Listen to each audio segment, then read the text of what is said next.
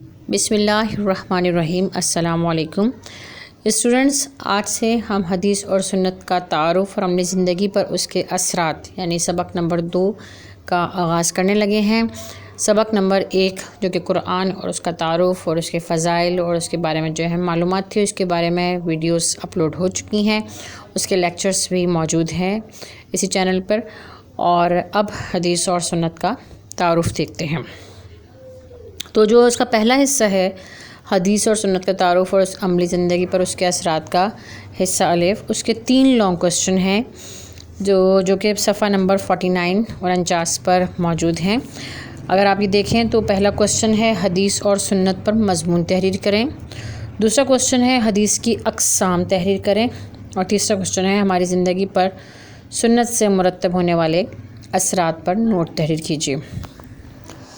جی، تو سوال نمبر 1 جو ہے اس میں کوسچن ہے کہ حدیث و سنت پر مضمون تحریر کیجیے۔ تو اس کا جواب میں نے ایک پراپر وے میں رائٹ نہیں کیا، بٹ میں آپ کو سمجھاتی ہوں کہ آپ نے اس کو کیسے کرنا ہے۔ اس کو آپ نے اس طرح کرنا ہے کہ حدیث اور سنت کے جو 2 کوسچن دیے ہوئے ہیں، کوسچن نمبر 2 اور کوسچن نمبر 3، ٹھیک ہے، اسی میں سے آپ نے کچھ چیزیں جو ہیں آپ نے اس میں ڈال دینی ہیں جو کہ آپ کا مضمون ہے، کیونکہ مضمون کا فائدہ یہ ہوتا ہے کہ اس میں کوئی ایک خاص چیز کے بارے میں نہیں پوچھا جاتا کہ آپ نے اس کے بارے میں بتانا ہے یا اس کے بارے میں بتانا ہے۔ اس میں مضمون میں ہم کچھ بھی لکھ سکتے ہیں، ٹھیک ہے۔ جیسے کہ اب اس میں کوسچن ہے حدیث کی اقسام تحریر کریں، تو حدیث کی اقسام جب آپ لکھیں گے تو اس میں بھی آپ حدیث کی ڈیفینیشن لکھیں گے، حدیث کے لغوی معنی لکھیں گے، اصطلاحی معنی لکھیں گے، پھر حدیث کی اقسام لکھیں گے۔ یہ بھی آپ اس میں آپ ایڈ کر سکتے ہیں مضمون میں۔ اور دوسرا ایک آگیا کہ حدیث کے ساتھ سنت بھی موجود ہے۔ اب جو ہمارا سیکنڈ کوسچن ہے اس میں صرف حدیث کے بارے میں، اب جو تھرڈ کوسچن ہے اس میں لکھا ہوا ہے ہماری زندگی پر سنت سے مرتب ہونے والے اثرات پر نوٹ تحریر کیجیے۔ تو جو حدیث اور سنت سے مرتب ہونے والے جو اثرات ہیں اس پہ جو لانگ کوسچن رائٹ کیا ہے میں نے، آپ اس میں سے کچھ جیسے 3 4 5 جتنی آپ کو صحیح لگے، مطلب آپ اس کو اس میں سے رائٹ کر لیں کچھ چیزیں، اور آپ کا یہ کوسچن بن جائے گا مضمون حدیث اور سنت پر۔ اچھا جی، اب تیسری بات جو ہے وہ یہ ذہن میں رکھیے گا کہ جو بھی آپ کو کوسچن دیا جا رہا ہے لانگ کوسچن، ٹھیک ہے، آپ اس کو دیکھیں کہ اس کے مارکس کتنے ہیں۔ اگر آپ کا کوسچن لانگ 8 مارکس کا ہے تو آپ اپنا آنسر اسی 8 مارکس کے حساب سے رائٹ کریں گے، ٹھیک ہے۔ اگر 6 مارکس کا ہے تو 6 مارکس کے حساب سے رائٹ کریں گے۔ اب کس حساب سے، اب اس میں آپ یہ سوچیں کہ اگر 8 مارکس کا کوسچن ہے تو ایٹ لیسٹ آپ کی 8 ہیڈنگس ہونا ضروری ہیں، ٹھیک ہے، آپ 8 ہیڈنگس رکھیں۔ لیکن مضمون میں تو ایسی شرط بھی نہیں ہے، مضمون میں آپ ہیڈنگس لکھیں نہ لکھیں اس کو ویسے ہی لکھ دیں، وہ کوئی فرق نہیں پڑتا، ٹھیک ہے۔ تو فرسٹ کوسچن جو ہے وہ ہمارا ہو گیا ایزی، حدیث و سنت پہ مضمون۔ جو کچھ حدیث کے بارے میں پتہ ہے، جو کچھ سنت کے بارے میں پتہ ہے، وہ سب کچھ آپ اس کے اندر لکھ سکتے ہیں۔ اب آ جائیں سیکنڈ کوسچن پر۔ سیکنڈ کوسچن ہے کہ حدیث کی اقسام پر نوٹ تحریر کیجیے، تو اس کو آپ دیکھ لیجئے۔ تو پہلے جو ہے سب سے پہلے ہے حدیث کے لغوی معنی اور اصطلاحی معنی۔ تو دیکھتے ہیں کہ کیا ہے کہ لفظ حدیث کے لغوی معنی ہیں خبر، بات چیت اور نئی چیز کے ہیں۔ اصطلاح میں سیدنا حضرت محمد رسول اللہ صلی اللہ علیہ وسلم خاتم النبیین کے قول، فعل یعنی فعل کہتے ہیں کام کو، اور تقریر کو حدیث بھی کہا جاتا ہے۔ اسی طرح حدیث کو خبر اور سنت بھی کہا جاتا ہے۔ حدیث کی جو اقسام یعنی کہ جو پوچھا گیا ہے حدیث کی اقسام کتنی ہیں، حدیث کی 4 اقسام ہیں، 4 قسمیں ہیں۔ سب سے پہلا ہے حدیث قولی، دوسرا ہے حدیث فعلی، تیسرا ہے حدیث تقریری، اور چوتھی جو قسم ہے وہ ہے حدیث قدسی۔ تو آئیے اب ان کی ڈیٹیل دیکھتے ہیں۔ جو سب سے پہلی قسم ہے حدیث قولی۔ قول کا مطلب ہوتا ہے کوئی بات جو زبان سے ادا کی جائے، یعنی بیان کرنا، ٹھیک ہے۔ حدیث قولی کا مطلب یہ ہے کہ جس میں حضرت محمد رسول اللہ صلی اللہ علیہ وسلم کے کسی قول یا فرمان کو بیان کیا جائے جو کہ آپ صلی اللہ علیہ وسلم نے اپنی زبان مبارک سے فرمائے ہوں، یعنی کہ اس طرح فرمائے ہوں کہ جیسا کہ قال النبی صلی اللہ علیہ وآلہ وسلم افشوا السلام، جس کا مطلب یہ ہے کہ آپ صلی اللہ علیہ وسلم نے فرمایا کہ سلام کو عام کرو، ٹھیک ہے، اس میں جو ہے وہ حدیث قولی بیان کی گئی ہے کہ جو آپ صلی اللہ علیہ وسلم نے فرمایا۔ اب دوسری جو حدیث ہے وہ ہے حدیث کی قسم، وہ کون سی؟ حدیث فعلی، اور فعل کا مطلب ہوتا ہے کام، جس کو ہم ورب بھی کہتے ہیں، ٹھیک ہے، ورب انگلش میں۔ تو حدیث فعلی کا مطلب یہ ہے کہ جس میں حضرت محمد رسول اللہ صلی اللہ علیہ وآلہ وسلم کے کسی اختیار کردہ عمل اور طریقے کو بیان کیا ہو، اس کو ہم حدیث فعلی کرتے ہیں، اور حدیث فعلی کا دوسرا نام سنت بھی ہے، ٹھیک ہے، یعنی کہ جو آپ صلی اللہ علیہ وسلم نے کر کے دکھایا ہو وہ کام۔ آپ صلی اللہ علیہ وسلم نے اس طرح کیا جیسے کہ حضرت انس رضی اللہ تعالیٰ عنہ سے روایت ہے کہ حضور اکرم صلی اللہ علیہ وآلہ وسلم نے بکری کا دودھ نکال کر نوش فرمایا اور پھر پانی سے کلی کی۔ تو یہ سنن ابن ماجہ حدیث نمبر 99 ہے، اور اس کو ہم کہتے ہیں حدیث فعلی۔ ٹھیک، اس کے علاوہ بہت ساری ایسی حدیثیں ہیں کہ جو آپ صلی اللہ علیہ وسلم کو ہم نے کرتے ہوئے دیکھا، اور پھر اس طریقے سے ہم اس پر عمل کر رہے ہوں تو سمجھیں کہ یہ حدیث فعلی ہے۔ آپ صلی اللہ علیہ وسلم کا طریقہ، آپ صلی اللہ علیہ وسلم کا عمل، آپ صلی اللہ علیہ وسلم کا کام، ٹھیک ہے، آپ صلی اللہ علیہ وسلم کا معمول، یہ تمام چیزیں حدیث فعلی کراتی ہیں۔ اب دیکھتے ہیں حدیث کی تیسری قسم جو کہ ہے حدیث تقریری۔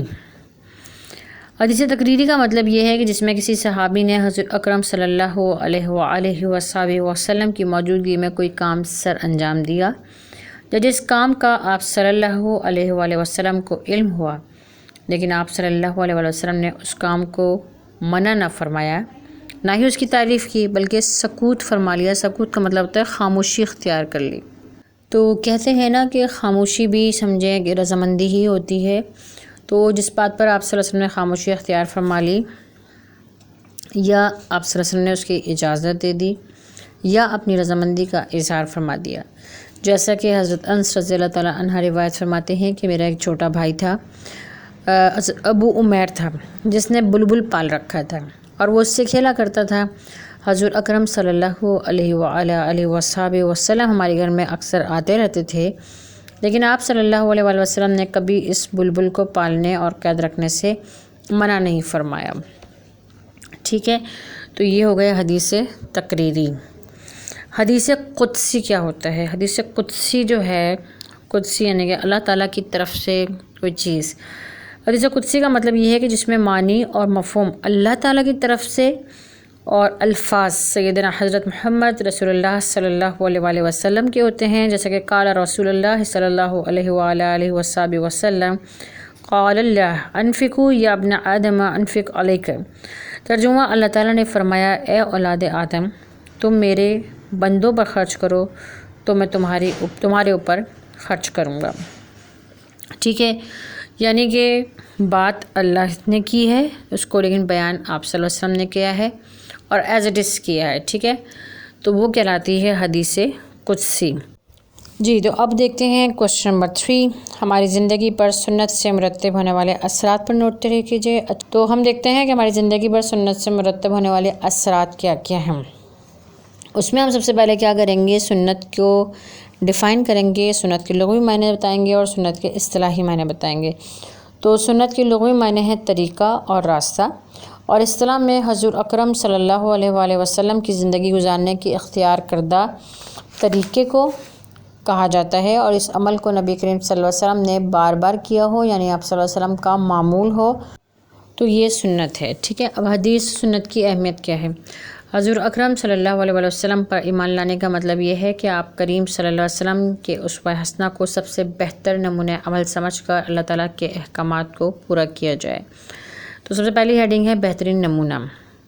ٹھیک، یعنی کہ اب اس کی امپورٹنس بتانی ہے، تو امپورٹنس میں ہم پہلے تھوڑا سا لکھیں گے کہ اس کی امپورٹنس کیا ہے۔ تو حضور اکرم صلی اللہ علیہ وسلم کی مبارک ہستی ہمارے لیے ہر وقت مشعل راہ اور نمونہ عمل ہے۔ ہماری فلاح تب ممکن ہے جب ہم اپنی سیرت اور کردار کو اور عمل کو آپ کریم صلی اللہ علیہ وسلم کے اسوہ حسنہ میں ڈھال لیں اور زندگی کے ہر شعبے میں آپ کریم صلی اللہ علیہ وسلم کی ہدایات اور تعلیمات کو اپنائیں۔